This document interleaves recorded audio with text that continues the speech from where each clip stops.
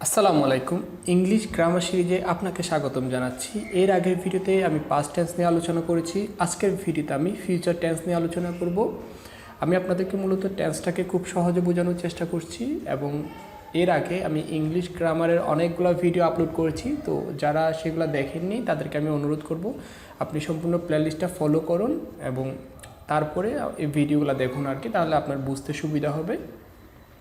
আমি আছি জিসান আপনাদের সাথে। চলুন ভিডিওটা শুরু করা যাক।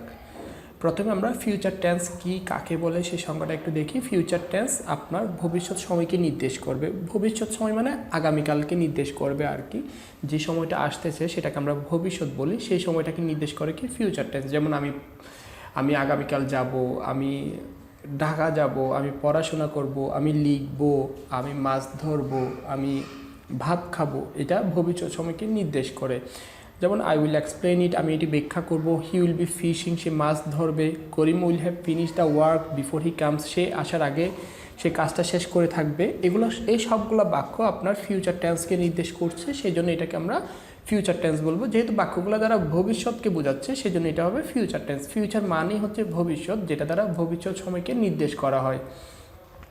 ফিউচার টেন্সের প্রকারভেদটা একটু দেখি। ফিউচার টেন্স হচ্ছে আপনার চার প্রকার। একটা হচ্ছে ফিউচার সিম্পল, একটা হচ্ছে ফিউচার কন্টিনিউয়াস, এরপর রয়েছে ফিউচার পারফেক্ট, তারপরে future perfect continuous. Future simple দ্বারা মূলত ভবিষ্যতের সিম্পল ঘটনাগুলোকে নির্দেশ করা হয়। যেমন আমি যাব, আমি খেলবো, আমি আসবো, আমি তোমার সাথে দেখা করব, এগুলো হচ্ছে ভবিষ্যতের সাধারণ ঘটনা।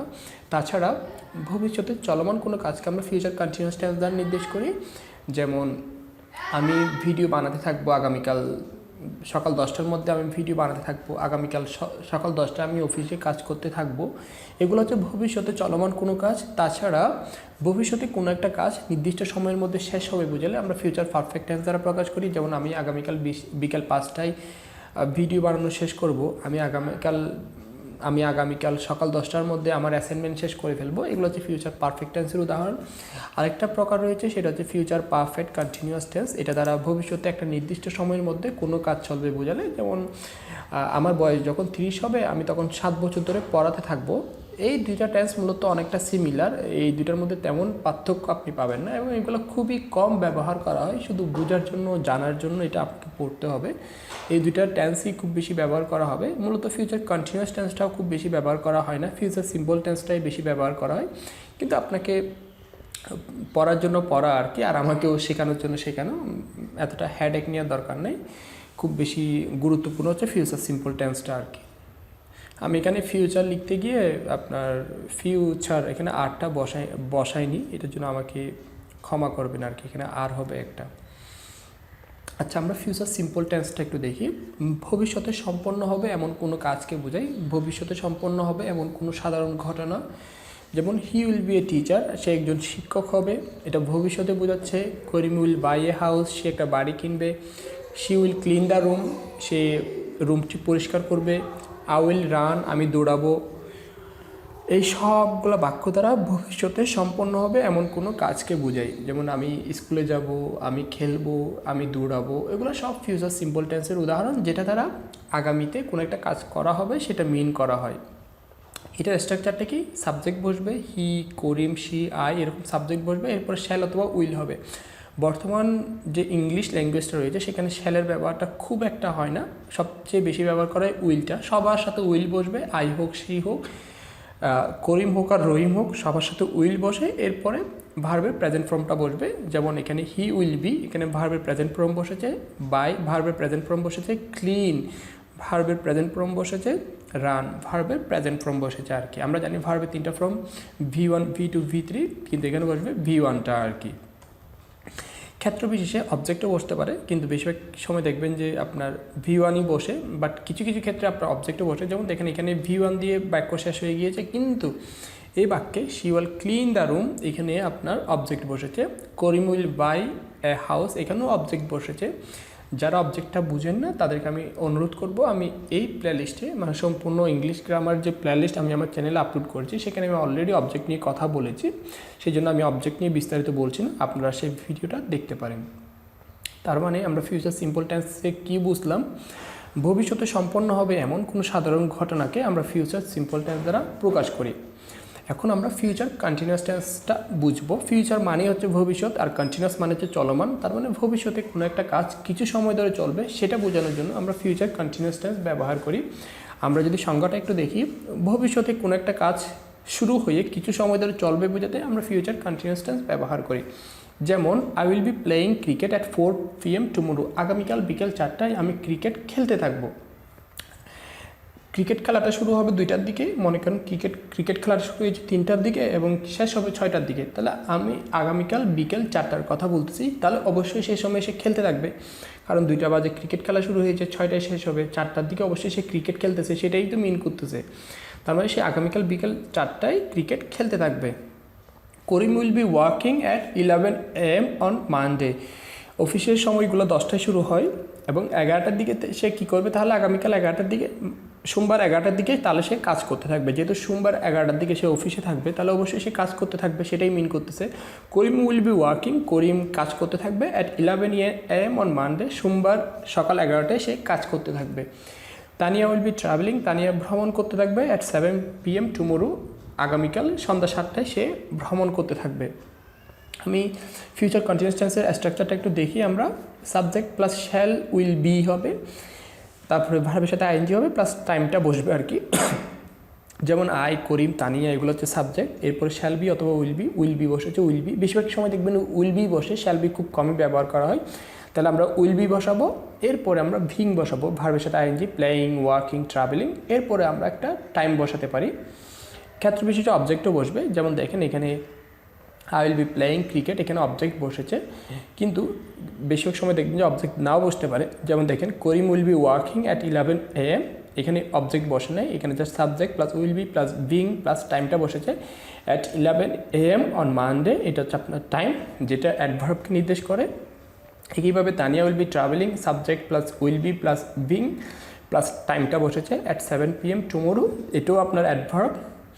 এবং এখানে এই বাক্যে আপনার কি বসেনি, অবজেক্ট বসেনি, এখানে আবার অবজেক্ট বসেছে।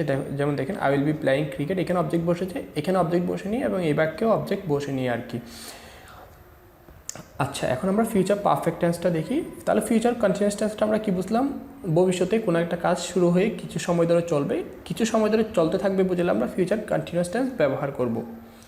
ফিউচার পারফেক্ট টেন্সে আপনার ভবিষ্যতে কোনো একটা কাজ নির্দিষ্ট সময়ের মধ্যে শেষ হবে বুঝালে, কোনো একটা কাজ ভবিষ্যতে একটা সময়ের মধ্যে শেষ হবে বুঝলে আমরা ফিউচার পারফেক্ট টেন্স বলি। যেমন ক্লাস শুরু হওয়ার আগে আমি আমার হোমওয়ার্ক শেষ করে থাকবো, আগামীকাল বিকেল 5টার মধ্যে সে শপিং শেষ করে থাকবে, তার হাজব্যান্ড আসার আগে সে আপনার রান্না করে থাকবে। এই যে দেখেন কোনো একটা কাজ নির্দিষ্ট সময়ের মধ্যে শেষ হবে, কি নির্দিষ্ট সময় কোনটা, বিকেল 5টায়, অথবা ক্লাস শুরু হওয়ার আগে, তার হাজব্যান্ড আসার আগে, এগুলো হচ্ছে নির্দিষ্ট সময় কোন কাজটা শেষ হবে। আমি আমার হোমওয়ার্ক শেষ করে থাকবো, সে তার শপিং শেষ করে থাকবে, সে রান্না শেষ করে থাকবে, কোনো একটা কাজ শেষ হয়ে থাকবে বোঝাবে কোনো একটা নির্দিষ্ট সময়ের আগে। যদি চলমান থাকতো তাহলে হবে ফিউচার পারফেক্ট কন্টিনিউয়াস টেন্স, শুধু এতটুকুই ডিফারেন্স আর কি। ফিউচার পারফেক্ট কন্টিনিউয়াস টেন্সে চলমান থাকবে, আর ফিউচার পারফেক্ট টেন্সে এই কাজটা শেষ হয়ে থাকবে আর কি, এই কাজটা শেষ হয়ে থাকবে, হোমওয়ার্কের কাজটা, শপিংয়ের কাজটা, রান্নার কাজটা শেষ হয়ে থাকবে। আমরা যদি স্ট্রাকচারটা একটু খেয়াল করি, সাবজেক্ট বসবে আই, হি, তানিয়া, এরপরে উইল হ্যাভ বসবে, উইল হ্যাভ, এরপরে ভার্বের থার্ড ফর্ম বসে, আমরা জানি পারফেক্ট টেন্সে ভার্বের 3 নম্বর ফর্মটা বসে, এরপরে সময়টা বসবে। এখানে সময় কোনটা, এই বিফোর ফিক্স টাইম কোনটা, নির্দিষ্ট সময়, before the class starts, by 5 PM, before husband comes, এগুলো হচ্ছে ফিক্স টাইম মানে হচ্ছে নির্দিষ্ট সময়, বিকেল 5টা একটা নির্দিষ্ট সময়, তার হাজব্যান্ড আসার আগ পর্যন্ত নির্দিষ্ট সময়, ক্লাস শুরু হওয়ার আগ পর্যন্ত। আমি কিন্তু একটা সময়কে নির্দিষ্ট করে দিচ্ছি যে বিকেল 5টা, এটা একটা নির্দিষ্ট সময়, তার হাজব্যান্ড আসার আগ পর্যন্ত একটা নির্দিষ্ট সময়। কিছু ক্ষেত্রে অবজেক্ট থাকে, যেমন I will have finished my homework, এখানে my homework object, shopping object, কিন্তু এই বাক্যে আবার অবজেক্ট নাই, তাহলে কিছু বাক্য অবজেক্ট থাকতে পারে, আবার নাও থাকতে পারে। মূলত স্ট্রাকচারটা এরকম হবে, সাবজেক্ট বসবে, উইল হ্যাভ বসবে, এরপরে ভার্বের 3 নম্বর ফর্ম বসবে, এরপরে কিছু ক্ষেত্রে অবজেক্ট থাকবে, আবার কিছু ক্ষেত্রে থাকবে না, এরপরে সময়টা বসবে, কোন সময়, নির্দিষ্ট সময়, before the class starts, by 5 PM, before her husband comes. তার মানে আমরা বুঝলাম ফিউচার পারফেক্ট টেন্সে ভবিষ্যতে কোনো একটা কাজ নির্দিষ্ট সময়ের মধ্যে শেষ হবে। ফিউচার পারফেক্ট টেন্সে ভবিষ্যতে কোনো একটা কাজ নির্দিষ্ট সময়ের মধ্যে শেষ হয়। ফিউচার পারফেক্ট কন্টিনিউয়াস টেন্সটা একটু দেখি। ভবিষ্যতে কোনো একটা নির্দিষ্ট সময়ের মধ্যে কোনো কাজ চলমান বোঝাতে সেক্ষেত্রে আমরা ফিউচার পারফেক্ট কন্টিনিউয়াস টেন্স বলবো। ফিউচার পারফেক্ট কন্টিনিউয়াস টেন্স আর ফিউচার পারফেক্ট টেন্সের মধ্যে খুব বেশি ডিফারেন্স নেই, দুইটাই সিমিলার, জাস্ট এখানে কাজটা চলমান থাকবে আর ফিউচার পারফেক্ট টেন্সটা কাজটা শেষ হয়ে থাকবে, এতটুকুই। যেমন আমার বয়স যখন 25 হবে তখন আমি 5 বছর ধরে ব্যায়াম করতে থাকবো। নভেম্বর মাসে আমি সে 7 বছর ধরে পড়াশোনা করতে থাকবে, টিচিং মানে কাউকে পড়ানো। নভেম্বর মাসে সে 7 বছর ধরে পড়াতে থাকবে, আরও বিকেল 5টায় সে 2 ঘন্টা ধরে খেলতে থাকবে। এই যে একটা নির্দিষ্ট সময়ের মধ্যে কোনো কাজ চলমান, যেমন এখানে ব্যায়ামের কাজটা চলমান, টিচিংয়ের কাজটা চলমান বোঝাচ্ছে, প্লেয়িংয়ের কাজটা চলমান বোঝাচ্ছে। কোনো একটা সময়ের মধ্যে ভবিষ্যতে একটা নির্দিষ্ট সময়, যেমন when I turn 25, আমি যখন 25 বছর হব, এই সময়টার মধ্যে আমি 5 বছর ব্যায়াম করতে থাকবো। নভেম্বর মাসে সে 7 বছর ধরে ওই স্কুলে পড়াতে থাকবে বা এই স্কুলে পড়াতে থাকবে, আগামীকাল বিকেল 5টায় সে 2 ঘন্টা ধরে খেলতে থাকবে। এই যে ভবিষ্যতে একটা চলমান কাজকে বোঝানো, সেক্ষেত্রে আমরা ফিউচার পারফেক্ট কন্টিনিউয়াস টেন্সটা ব্যবহার করি। আমরা যদি স্ট্রাকচারটা একটু দেখি, এখানে ফিউচার টাইমটা আগে বসবে, যেমন when I turn 25 in November at 5 PM, future টাইমটা আপনি বসাবেন। এরপরে সাবজেক্ট বসবে আই, করিম, তানিয়া। এরপরে উইল হ্যাভ বিন বসবে, will have been, will have been, will have been. এরপরে ভার্বের সাথে আইএনজি বসবে, এক্সারসাইজিং, টিচিং, প্লেয়িং, ভার্বের সাথে আইএনজি। এরপরে ফরটা বসাবেন আপনি, for 5 years, for 7 years, for 2 years. এরপরে ফরের পরে একটা সময় দিয়ে দিবেন, কত ঘন্টা ধরে বা কত বছর ধরে সেইটা বসাতে হবে আপনাকে। ক্ষেত্র বিশেষে অ্যাডভার্ব বসতে পারে, যেমন করিম উইল হ্যাভ বিন টিচিং, এটার পরে ইন দিস স্কুল, এটা হচ্ছে আপনার অ্যাডভার্ব। অ্যাডভার্ব কি যারা বুঝেন না তাদেরকে আমি অনুরোধ করব, এই গ্রামার সিরিজ আমি অলরেডি আপলোড করেছি অ্যাডভার্ব কাকে বলে, অ্যাডভার্ব কোনগুলা, সেই ভিডিওটা দেখার জন্য। তার মানে আমরা বুঝলাম ভবিষ্যতে কোনো একটা নির্দিষ্ট সময়ের মধ্যে কোনো কাজ চলমান বোঝাতে আমরা ফিউচার পারফেক্ট কন্টিনিউয়াস টেন্স ব্যবহার করি। আজকের ভিডিওটা এই পর্যন্ত। আমি আশা করি আপনি বুঝতে পেরেছেন ফিউচার টেন্সের ব্যবহারটা। ফিউচার টেন্সে মূলত ফিউচার সিম্পল টেন্সটাকে খুব বেশি ব্যবহার করা হয়। ফিউচার কন্টিনিউয়াস, ফিউচার পারফেক্ট আর ফিউচার পারফেক্ট কন্টিনিউয়াসের ব্যবহার একদম নেই। শুধু পড়ানোর জন্য আপনাকে পড়ানো, আর আপনি শুধু জানার জন্য জানতেছেন। কিন্তু এটা আপনি যখন স্পোকেন ইংলিশে কথা বলবেন বা আপনি কোনো কিছু লিখবেন, সেটাতে খুব বেশি প্রয়োজন হবে না। সবাইকে অসংখ্য ধন্যবাদ আমার সাথে থাকার জন্য। পরবর্তী ভিডিওতে আমি কনজুগেশন অফ ভার্বটা বোঝানোর চেষ্টা করব, কারণ টেন্সে যদি ভালো করতে হয় আপনাকে অবশ্যই ভার্বের 3টা ফর্ম V1, V2, V3 এগুলোর উপর ভালো দক্ষতা থাকতে হবে। তো সেটা নিয়ে আমি পরবর্তী ভিডিওতে আলোচনা করব। সেই পর্যন্ত আপনি সুস্থ থাকবেন, ভালো থাকবেন। আসসালামু আলাইকুম।